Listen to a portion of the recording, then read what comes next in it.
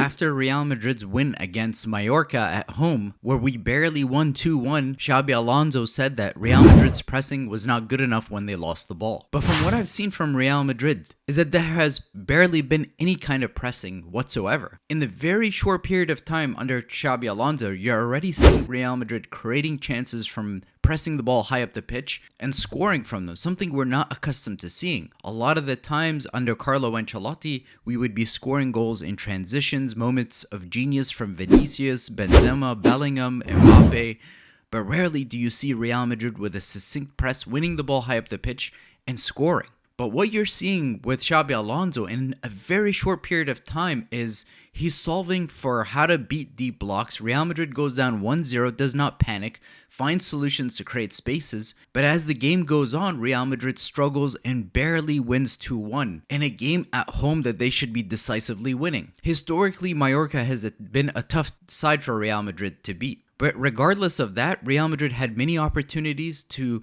decisively kill off the game, with Arda Güler's goal being ruled off, which clearly didn't make any sense whatsoever. But one of the things that has been so transformational in such a short period of time under Xabi Alonso is that Kylian Mbappé is now pressing the ball. He is being the leader that Luis Enrique asked him to be, to initiate the pressing from the front and to be very aggressive in looking to win the ball back, because when Mallorca was passing the ball out of the back from their goal kicks, it was Kylian Mbappé who was looking to press the ball aggressively and did so many times and forced Mallorca to play the ball long. Right now, after 3 games, Real Madrid sits top of La Liga until Barcelona and Villarreal play tomorrow. But after 3 games, you can see a clear pattern of Xabi Alonso's fingerprints all over this team, and it's moving in the right direction. We can all see it and feel it. But there's a few things that can be and should be improved. By the way, if you guys are new here, I'd really appreciate it if you subscribe to my channel. The first thing that we have to talk about is Trent in this game. He obviously finds Kylian Mbappé on that one offside goal, which easily could have stood. It was narrow margins. It was very close to being onside. But that's what Trent does. That's what he does that other right backs in the world cannot do. But on many other occasions, Trent was forcing those passes, looking to find Kylian Mbappé early. And this is also a situation where Trent still is not reading Kylian Mbappe's runs. He's trying to play that pass quickly to find the back line slipping. And again, part of this is Trent is new to the league. He's new to Kylian Mbappe's runs. Kylian is not anticipating that Trent is going to just find him very quickly in the back, behind the back line. But something for Trent to work on, which is to have that creativity and the freedom to make those decisions to find Kylian Mbappé behind the back line, but also not to force those passes and give up possession very easily to the opposition. There was one instance where Trent made a last-ditch tackle, saved us from conceding a goal. So lovely to see from him, and he should get rewarded for his good defending. I don't know how much this does to his confidence to have Carvajal constantly coming in for him, even in the games where he's starting, because don't forget, in our last match against Oviedo, Carvajal played until the 85th minute, whereas in this game, Alexander-Arnold came off in the 70th minute when he didn't play in the last game only a few minutes. What we saw from Real Madrid in this game is that rather than sitting outside the box and moving the ball laterally without any decisive line-breaking passes, you saw Real Madrid having more bodies in the box, looking to be a little bit more ambitious and forcing Mallorca's defenders to follow the overlapping runs. And the second goal comes from Trent Alexander-Arnold making an overlapping run. And again, you're seeing that progress that Shabi Alonso talked about. Against Osasuna, in the press conference, he said that Real Madrid needed to work on beating deep blocks. And now we're starting to see that happening in real time. A player who was excellent today was Franco Mastantuono. He just turned 18 years old, and you wouldn't know it if you watched him play. His work rate off the ball, again, was excellent. But what's very impressive about Franco Mastantuono is his decision-making. But now this raises a question about Franco, which is what will happen when Jude Bellingham is back?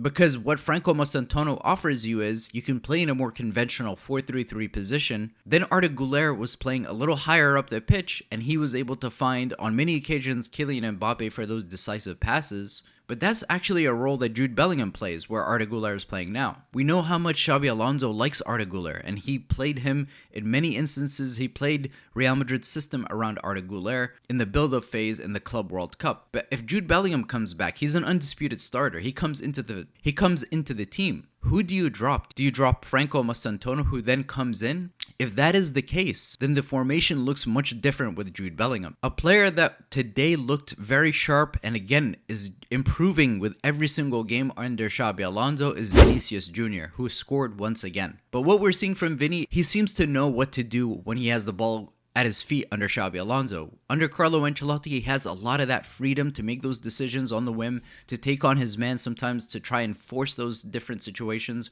where he's outnumbered in a 2v1 situation. But with Xabi Alonso, you see that Vinícius is picking his moments to know when to dribble. That doesn't mean he doesn't have the authority to dribble and take on his defender when he has the chance, but he's picking those moments a little bit more intelligently now. If we want to see Real Madrid getting back to the top where they belong, we need the best out of Vinícius Jr, who over the last few seasons was the best player in the world on many occasions. A lot of improvement by Real Madrid in terms of the off-ball movement in this game. We saw a lot of overlapping runs. We saw some late runs into the box, some box crashing. And these are the things we will continue to see, I believe, under Xabi Alonso to be able to beat deep blocks. Because as teams sit deep, you need those players to break that deep block by making those overlapping runs, to make those late runs into the box, and we saw that time and time again in this game.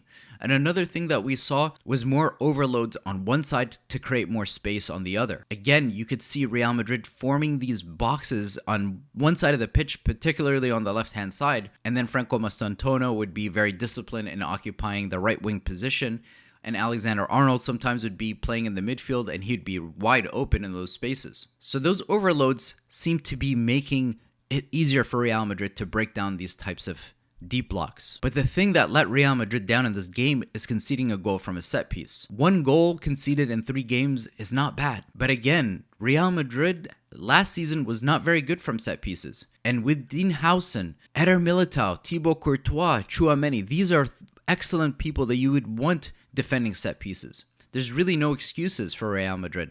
2 seasons ago, we went into the latter stages of the season before we conceded our first set piece.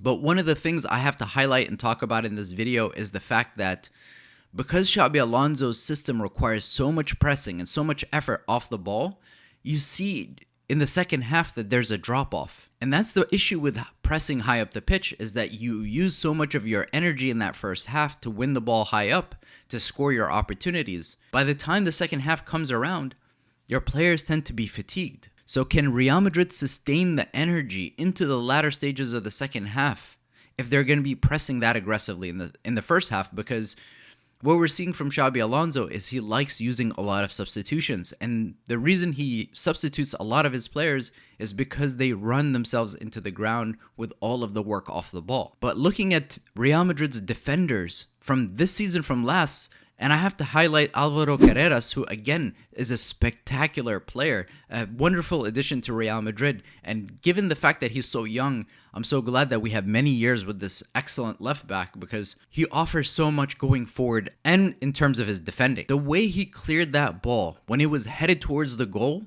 Real Madrid could have easily dropped points today. What we're seeing is a player who's very comfortable with the ball at his feet. He's very tenacious.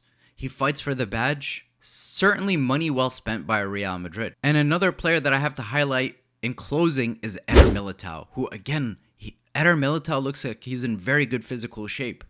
My concern was the fact that he had 2 ACL injuries. You just don't know what kind of shape he's going to be in after that. But he looks like he hasn't really lost his step. His running, his physicality, his ability in those 1v1 duels to get the better out of the attackers was very good. If he can stay healthy along with Antonio Rudiger, Real Madrid is going to be in a very good position this season. Overall, after 3 games, you could see Real Madrid is moving in the right direction. Xabi Alonso is getting this team to play in a much more succinct way as a unit. But again, these are wins where Real Madrid barely is getting across the finish line, not against very good opposition. There's still a lot more work to be done. Has there been improvement? Absolutely.